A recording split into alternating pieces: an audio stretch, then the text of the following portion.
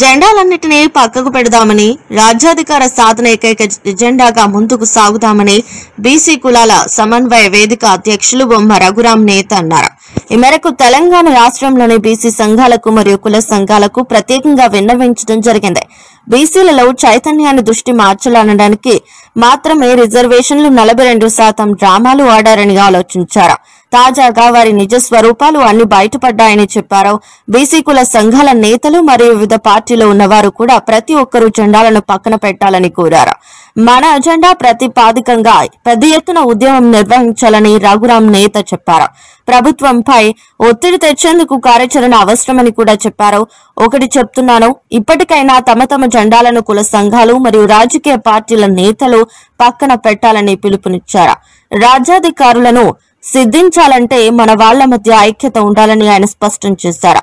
ఈ సందర్భంగా ఆయన తీన్మార్ మల్లన్న మరియు జాజుల శ్రీనివాస్ గౌడ్ మరియు ఆర్ కృష్ణయ్య వంటి నేతలకు మరియు తెలంగాణ సమాజం తరపున ఆయన ప్రత్యేకంగా విజ్ఞప్తి చేశారు.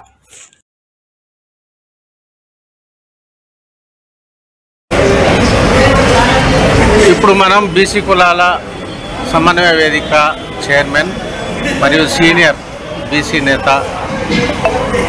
అయిన బొమ్మ రఘురాం నేత గారితో ఉన్నాము.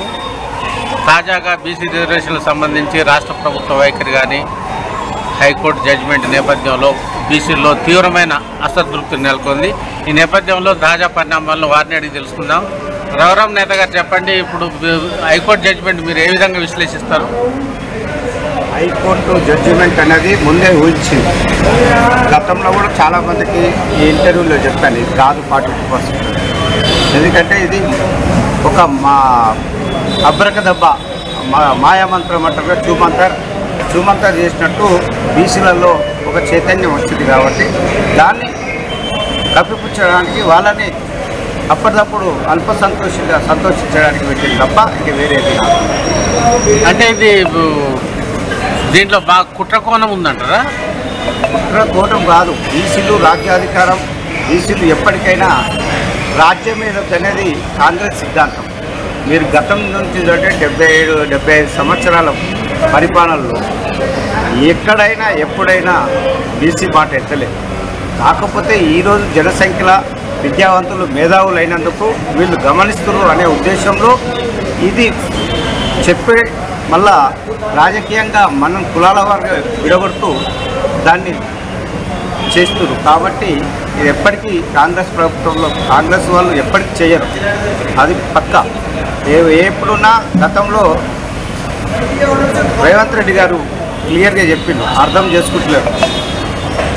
ఏళ్తే తెలంగాణలో ఏళ్తే రెడ్డిలే వేలాలి లేదా రాజ్యం వెల్మలే వేలాలని చెప్పి ఎలక్షన్ బిఫోరే చెప్పిండు. అయినా మన బీసీలో చీమినెత్తుడు లేని నాయకులు ఉన్నారు కాబట్టి వాళ్ళ ఆత్మగౌరవం చంపుకొని పదవుల గురించి ప్రాకులాడుతున్నారు కాబట్టి వాళ్ళ గురించి చేసిందే తప్ప ఇక వేరే ఏమి కాదు. ఇది కేవలం స్వార్థపూరితంగా మన బీసీలు కూడా అందులో ఉన్నందుకు మరి వాళ్ళు చేస్తున్న కపట నాటకంలో ఇది ఒక కుట్ర. అంటే ప్రభుత్వం బీసీల కోసం 42% ఎలక్షన్ హామీ అని చెప్పిన తర్వాత దాన్ని హైకోర్టు కొట్టేసిన తర్వాత ప్రభుత్వం ఉండాలా, రిజైన్ చేయాలా? ప్రభుత్వం రిజైన్ కాదు, కాంగ్రెస్ పార్టీలో ఉన్న బీసీ నాయకులందరూ బయటికి వెళ్ళాలి. బీసీలే కాదు, బడుగు బలైన వర్గ నాయకులందరూ వెళ్ళాలి. పదవులు ఉన్న నాయకులందరూ రాజీనామా చేయాలి. మనం ప్రభుత్వాన్ని రాజీనామా చేయమంటడం వాళ్ళు వదులరు ఎట్లా. కాబట్టి మనలో చీమినెత్తులు ఉంటే మన వాళ్ళందరూ బయటకు వెళ్ళి దాన్ని తిరుగుబాటు చేస్తే కానీ మనం కాదు. అంటే దీనికి ముఖ్యమంత్రి బాధ్యత వహించకూడదా? ముఖ్యమంత్రి బాధ్యత 100% వహించాలి. కానీ అక్కడ మన వాళ్ళే మద్దతు ఇస్తారు కాబట్టి ఆయన బలంగా ఉన్నాడు. కానీ ముఖ్యమంత్రి బాధ్యత ఎందుకు వహిస్తాడు? వాడికి ఏమొచ్చింది? వాడు అధికారం, వాళ్ళ సీట్ ఎందుకు వదులుతాడు? ఇంకా ఇవాళ మీకు ఇంకోటి లేటెస్ట్ ఏంటంటే అందరు ఏమంటారు, ఒక రాజకీయంగానే వాటాకు వస్తుంది. రాజకీయం కాదు, ప్రతి దాంట్లో మనకు వాటా కావాలి.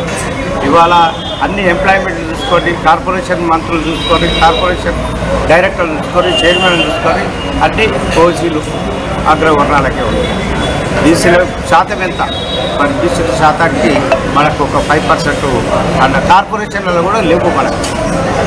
కానీ ఇప్పుడు ఇంకొక ప్రమాదం ఏంటంటే పదవులు ఒక అటెండెంట్ జాబులు కూడా వాళ్ళకే ఉన్నాయి. ఇవాళ అటెండెంట్ జాబులు లేకపోతే ఇక్కడ జనం లేకపోతే ఆంధ్ర నుంచి తీసుకొచ్చి రెడ్డిలను పెట్టి మరి ఇది కుట్ర కాదా?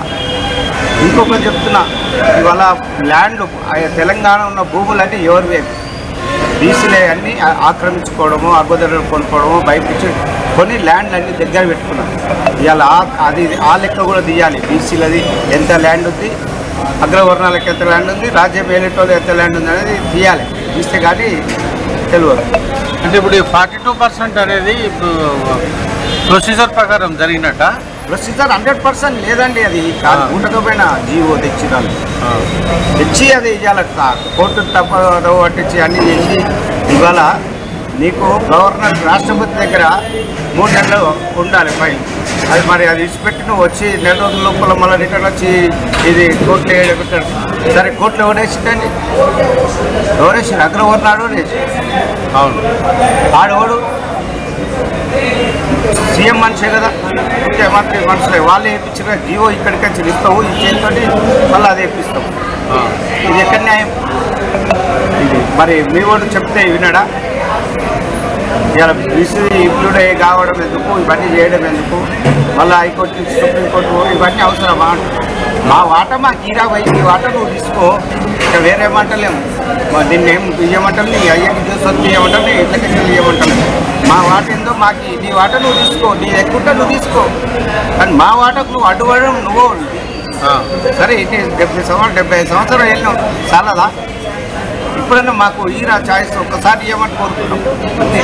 అంటే ఇప్పుడు గమనించాలి, ఇవాళ తెలంగాణ బగ్గుమనే పరిస్థితి.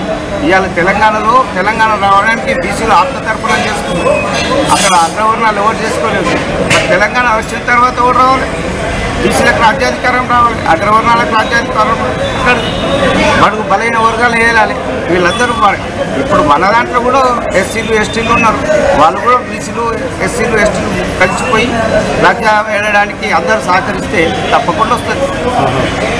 అంటే దీని మీద మన బీసీ కులాల సమన్వయ వేదిక తరఫున కార్యాచరణ ఏ విధంగా ఉండబోతుంది?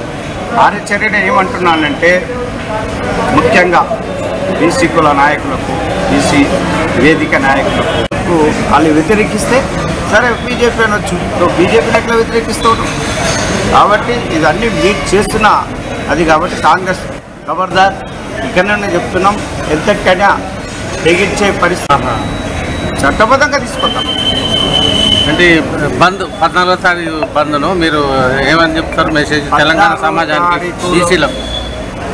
బీసీ సోదరులారా, విద్యావంతులారా, మేధావులారా, బీసీ కుల సంఘాల వేదికలారా, కుల సంఘ నాయకులకి పేరు పేరున జెండాలు, కండువలు, కులం ఇవన్నీ ప్రక్కన పెట్టి నేను బీసీలనే నడి రోడ్డుకు రేపు అందరం రావాలి. తీన్మార్ మల్లన్న గారికి మరొకసారి, ఆర్ కృష్ణ మరొకసారి, కృష్ణకు మరొకసారి చెప్తున్నాను, ఈ జెండాలన్నీ పక్కన పెడదాం. జెండాలు లేకుండా రోడ్డు మీదకి వచ్చి పోరాడదాం. బీసీ రాజ్యాధికారం ఎలా రాదో చూద్దాం. మనం ఎన్నిటికీ ముందే ఉన్నాం. మన పోరాటానికి, మన హక్కు గురించి మనం పోరాడుతున్నాం. ఇంతవరకు వాళ్ళ హక్కుల గురించి మనమే పోరాడినాం, మనమే రచించినాం, మనమే జెండాలు పట్టుకున్నాం, మనమే జెండాలు పట్టుకున్నాం. ఇప్పుడు మన జెండా మనమే వస్తున్నాం, మనకంతా అదే. కాబట్టి ఇవన్నీ పక్కన పెడతాం. మన లక్ష్యం ఒకటే, బీసీ రాజ్యాధికారం రావాలి. ఈ జెండాలు పక్కకు పెట్టి ముందుకు రావాలని కోరుతున్నాం. ఓకే, ధన్యవాదాలు రఘురామ్ నేత గారు.